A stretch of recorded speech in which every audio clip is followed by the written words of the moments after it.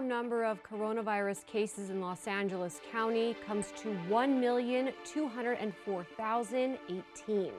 The confirmed number of deaths reaches 22,041. Here in Torrance, the total number of confirmed cases is 6,835, with total confirmed deaths at 179. We anticipate those numbers to increase as the county updates its last 24-hour operating period. Welcome to COVID-19 Today. I'm Rhiannon Trutanich. It's 4 p.m. on Tuesday, March 9th. Los Angeles County, along with neighboring Orange and San Bernardino counties, could be days away from moving out of the most restrictive purple tier. According to California's Blueprint for a Safer Economy framework, these counties could meet case rates, positivity rates, as well as the number of vaccinations administered in the lowest resource neighborhoods to move into the red tier. This could happen for Los Angeles County before the end of the month, which means more of the economy would be able to reopen. The state also anticipates administering 2 million doses of the COVID vaccine to residents in hard-hit communities by the end of this week.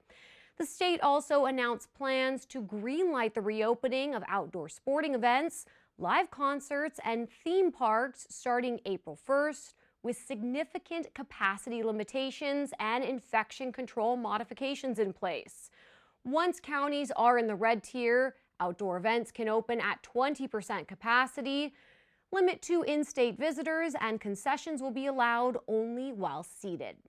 Being in the red tier also means malls can open to 50% capacity, museums, zoos, and aquariums, places of worship, and movie theaters can open indoors at 25% capacity. Gyms can open indoors at 10% capacity. Restaurants can open indoors at 25%. Theme parks can reopen at 15% capacity, and live performances can be held at 20% capacity outdoors. Now, this is all based on the state's reopening framework. Los Angeles County officials have the final say on which sectors can reopen in this region, even when metrics are met. A new COVID-19 vaccination site opens on campus at the University of Southern California. The Los Angeles city-run vaccination site opens today with plans to be able to vaccinate up to 5,000 people on a daily basis once it's fully operational, making it the second largest vaccine site run by the city of LA. The site is located on the 7th level Flower Street parking garage at the University Park campus, located near the Expo Park metro station. People can walk up, drive up, or request additional access. The site will be open Tuesday through Saturday from 8 a.m. until 4 p.m.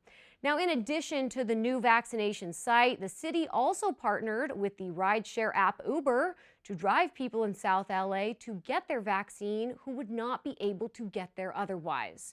Uber is contributing $500,000 worth of rides, providing 15,000 free rides and then 20,000 rides at half off.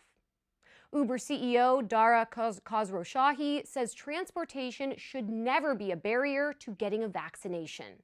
City vaccination sites are ramping up first dose appointments this week, with plans to administer a total of 88,000 shots across 7 permanent locations and 8 mobile clinics. Shipments include 54,000 Moderna vaccine and 25,000 Johnson & Johnson doses across San Fernando Park, Hanson Dam, Crenshaw Christian Center, Lincoln Park, Pierce College, Dodger Stadium, and USC University Park. A series of photos published by the New England Journal reported 12 patients who developed a rash-like bump on the arm of where the COVID-19 vaccine was injected. The rare side effect called COVID arm is a rash that appears anywhere from 4 to 11 days following the first dose of the Moderna vaccine. According to the U.S. Centers for Disease Control and Prevention, the COVID arm condition has also been called delayed cutaneous hypersensitivity, which essentially means a delayed reaction on the skin.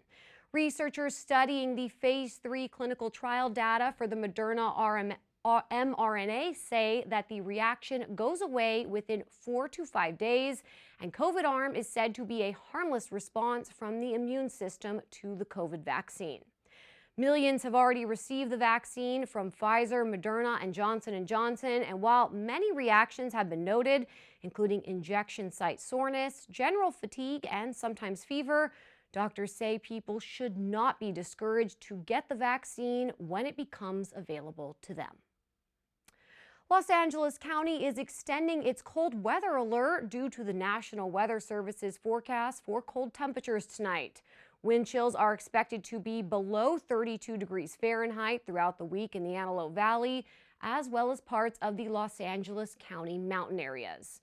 Children, the elderly, and people with disabilities or special needs who may be vulnerable during cold weather should take extra precaution to stay warm and avoid being outside. The county health officer order suggests dressing in warm layers if you plan to be outside. Protect head, hands, and feet from the cold by wearing a hat, scarf, gloves, and socks. And remember to check on family, friends, and neighbors who may have limited access to heat, and be sure to bring pets indoors tonight. Airline industry executives are reaching out to the Biden administration asking for some temporary amendments to current travel restrictions to help boost their sector.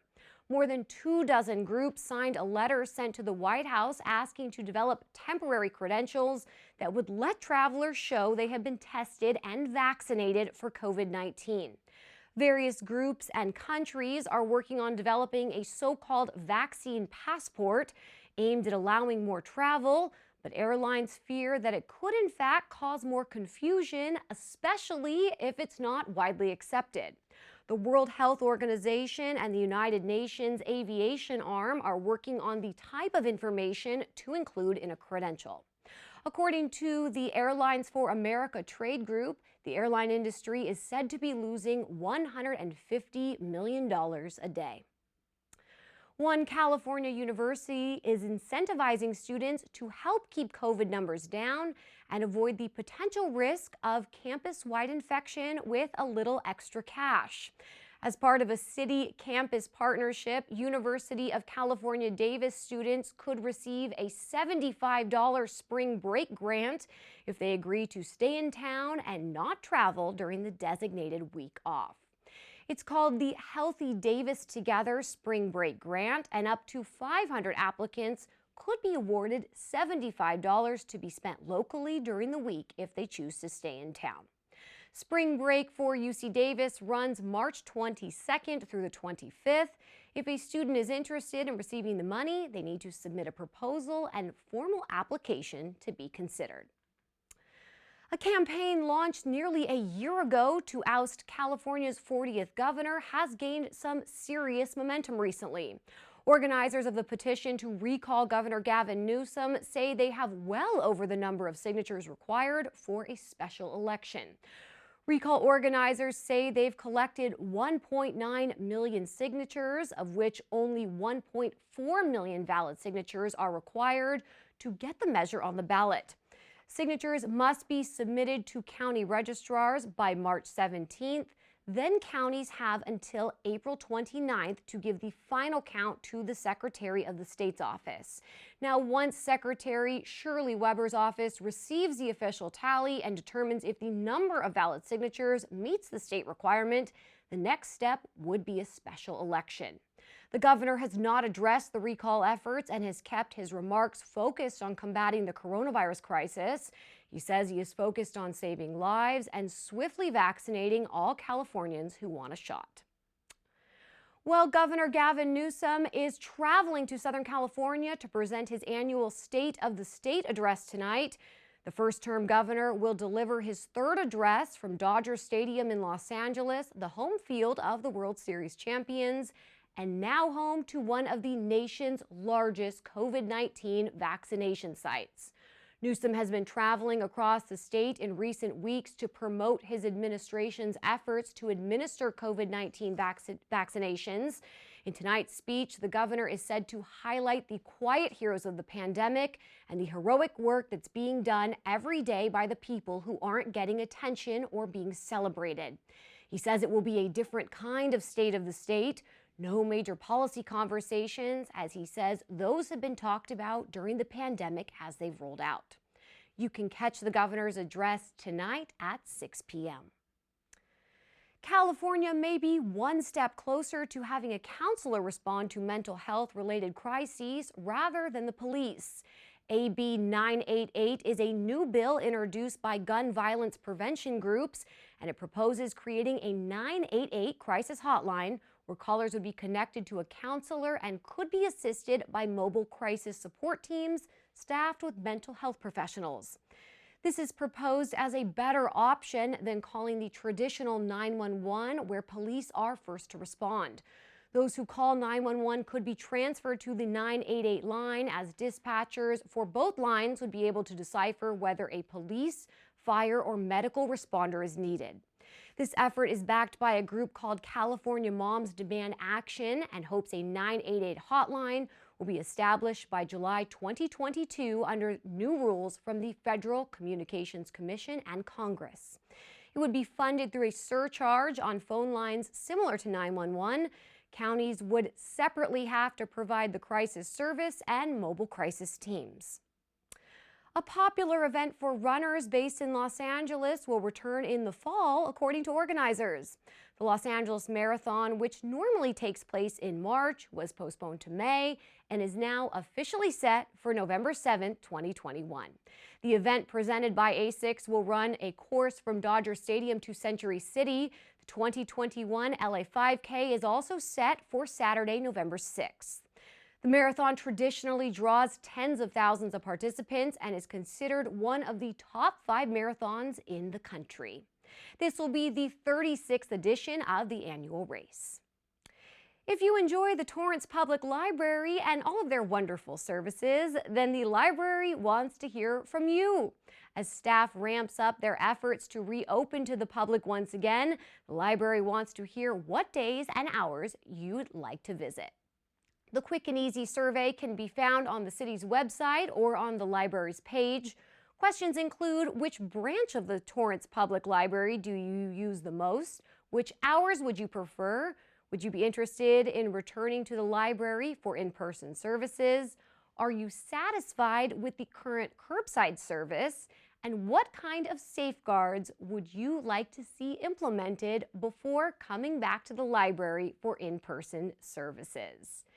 There are about 8 questions on the short survey. To participate, go to library.torranceca.gov. Well, before we go, at the end of each program, we like to share stories from our community, feel-good pictures, images, and videos that remind us of how resilient our community is and how Torrance truly cares. Well, a local music group is hoping to get the word out that they're ready to perform once again and are inviting the community to tune in and help raise some much-needed funds. On March 21st, the Los Cancioneros Master Chorale will present their second virtual concert since the pandemic hit.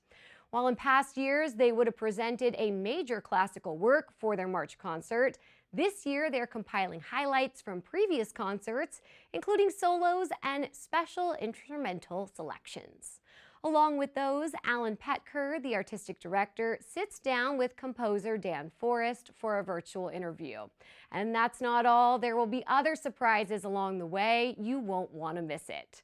This year, the Master Chorale is also introducing their fundraising initiative called the Classical Campaign.